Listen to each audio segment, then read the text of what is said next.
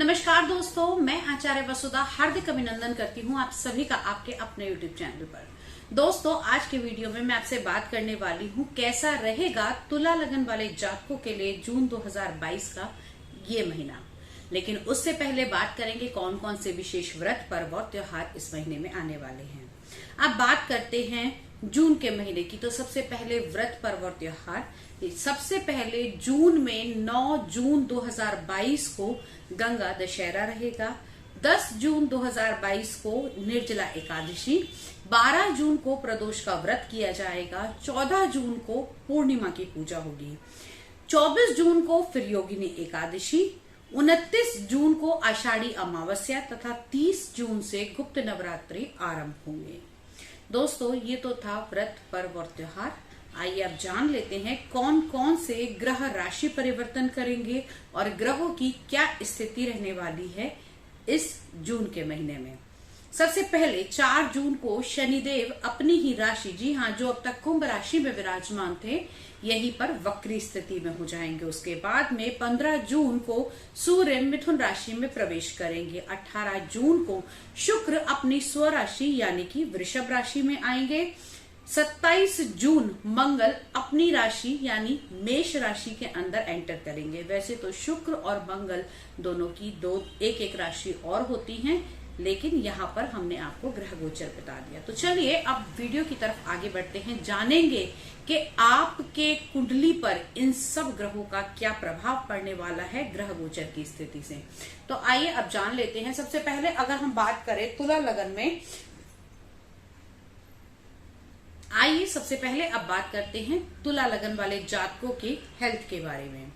तुला लगन वाले जातकों की हेल्थ की यदि मैं बात करूं तो आपके लगन में केतु विराजमान है और हेल्थ का स्वामी इस समय सप्तम भाव में विराजमान है, मेष राशि में राहु के साथ। तो यहाँ पर आपको रीनल प्रॉब्लम से जुड़ी हुई दिक्कतें हो सकती हैं। साथ ही साथ अगर आपको शुगर की प्रॉब्लम है या फिर गुप्तांगों से जुड़ा हुआ कोई रोग है तो आपको संभल कर चलना होगा। हालांकि जैसे ही शुक्र देव राशि परिवर्तन करेंगे और आएंगे वृषभ राशि में, लेकिन यहाँ पर ये अष्टम भाव के अंदर विराजमान होंगे, तो थोड़ा सा अपनी हेल्थ को देखकर चलेगा।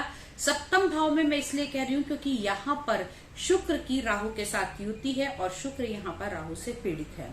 अब बात कर लेते हैं आप लोगों के धन संचय के, आपके कुटुंब के बारे में। तो कुंडली के दूसरे भाव से हम इनका चयन करते हैं, इनकी गणना करते हैं। तो दूसरे भाव का स्वामी मंगल देव विराजमान है आपके छठे भाव के अंदर। तो यहाँ पर आपको वाणी से जुड़े हुए विकार, गले से जुड़ी हुई प्रॉब्लम्स और साथ ही साथ अगर आप, क्योंकि छठा भाव रोग ऋण शत्रु का माना जाता है और छठे भाव के अंदर मंगल का यहाँ विराजमान होना रक्त संबंधी दिक्कतों को थोड़ा और बढ़ाता है। अब बात कर लेते हैं आपके तीसरे भाव यानी कि आपके दोस्त, मित्र, साथ ही संबंधी और यात्राओं के भाव के बारे में। तो यहाँ तीसरे भाव का स्वामी देवगुरु बृहस्पति विराजमान है छठे भाव के अंदर। तो कहीं ना कहीं आपके दोस्तों, मित्रों, संबंधियों से थोड़ी सी शत्रुता इस समय पैदा हो सकती है, लेकिन देवगुरु बृहस्पति जहां बैठते हैं वहां के फलों को बढ़ा देते हैं। तो इस टाइम पीरियड के दौरान आप कोई बड़ा लोन ले सकते हैं और साथ ही यहाँ पर मंगल और गुरु का गोचर, आपको अगर ब्लड की प्रॉब्लम है, आपको किसी प्रकार की, मैं कहूंगी कि अगर आपको धमनियों से जुड़ा हुआ कोई रोग चल रहा है या फिर आपको कोलेस्ट्रॉल की प्रॉब्लम है, तो आपको थोड़ा सा संभल कर चलने की आवश्यकता होगी। अब कुंडली के चतुर्थ भाव से हम गणना करते हैं आपके सुख, समृद्धि, वाहन और ऐश्वर्य की।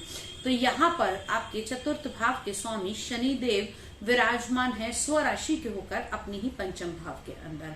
तो चतुर्थ भाव का मालिक पंचम भाव के अंदर यानी संतान, प्रेम, संबंधों के भाव के अंदर आकर विराजमान है। कहीं ना कहीं आपकी संतान, इस समय आपकी संतान को अपने कार्यों को करने के लिए बहुत अधिक मेहनत करनी पड़ेगी। सुखों में थोड़ी कमी आ सकती है। ये कमी कैसे आएगी कि आपको जो भी चीज चाहिए उसके लिए आपको मेहनत, मशक्कत बहुत ज्यादा करनी पड़ेगी। और दोस्तों, ये तो हम सभी जानते हैं कि शनि बहुत ज्यादा मेहनत करवाते हैं, आपके कर्मों के फलों को देते हैं। तो सुख समृद्धि तो मिलेगी, शनि वक्री होंगे तो इनका प्रभाव और तीव्र हो जाएगा, तब आपको थोड़ी और मेहनत करनी पड़ेगी। अब बात कर लेते हैं आपके वैवाहिक संबंधों के बारे में, आपकी मैरिड लाइफ के बारे में। कुंडली के सप्तम भाव से हम इनकी गणना करते हैं और यहाँ पर शुक्र और राहु की युति कहीं ना कहीं आपके लव रिलेशनशिप को थोड़ा सा खराब कर सकती है। राहु के यहाँ बैठने से आपका बाहर तो जाना होगा, लेकिन कहीं ना कहीं आपकी मति भ्रष्ट भी हो सकती है। तो अवैध संबंधों से थोड़ा सा बच कर रहें और दूसरी तरफ इंटरेक्शन से थोड़ा सा बच कर रहें। सूर्य बुध आदित्य योग आपकी कुंडली में अष्टम भाव के अंदर बना हुआ है। यहाँ पर अगर हम देखें तो सूर्य को कहते हैं अष्टमेश का दोष नहीं लगता, लेकिन बुध यहीं पर विराजमान है और बुध आपकी कुंडली में अगर हम देखें तो आपके 12वें भाव के और आपके भाग्य भाव के स्वामी हैं। तो कोई भी बड़ा डिसीजन लेने से पहले 4 बार आपको सोचने की आवश्यकता है। किसी भी बड़े लोन को, किसी भी बड़ी प्रॉपर्टी को अगर आप खरीदना जा रहे हैं या फिर अपने बिजनेस के अंदर कोई चेंजेस करने जा रहे हैं तो थोड़ा सा संभल कर या किसी विशेष व्यक्ति की उसके ऊपर सलाह लेकर फिर आगे बढ़ सकते हैं। अब बात कर लेते हैं आपके कर्म के भाव के बारे में। तो यहाँ पर अगर हम देखें तो आपके कर्म स्थान पर मंगल की दृष्टि पड़ रही है, साथ ही साथ देव गुरु बृहस्पति भी हैं। तो जो लोग स्पोर्ट्स से जुड़ा हुआ, खाने पीने के काम से जुड़ा हुआ, टूर और ट्रेवल से जुड़ा हुआ बिजनेस करते हैं, सौंदर्य प्रसाधन से जुड़ा हुआ बिजनेस करते हैं, उनके लिए टाइम पीरियड अच्छा रहने वाला है।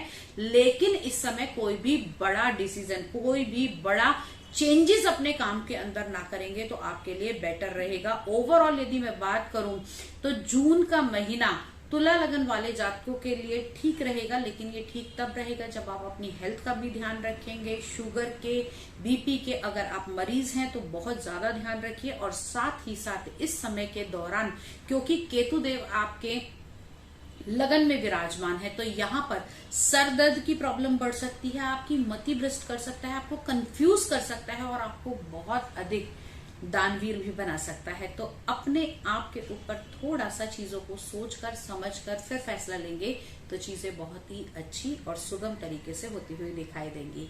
आज के वीडियो में इतना ही। यदि आप कुंडली का विश्लेषण करवाना चाहते हैं या फिर मुझसे टैरो, एस्ट्रोलॉजी, वास्तुशास्त्र या न्यूमरोलॉजी सीखना चाहते हैं तो आप मेरे स्क्रीन पर दिए हुए नंबर पर मुझसे संपर्क कर सकते हैं। साथ ही साथ आप इसी नंबर पर व्हाट्सएप कर सकते हैं, कमेंट बॉक्स में अपने सवालों को लिख सकते हैं।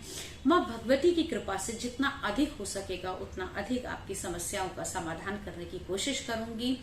सबका जीवन सुखी हो, सब खुशहाल रहें, इसी मनोकामना के साथ आज विदा लेती हूँ। अगले वीडियो में फिर मिलूंगी, तब तक के लिए जय मां भगवती।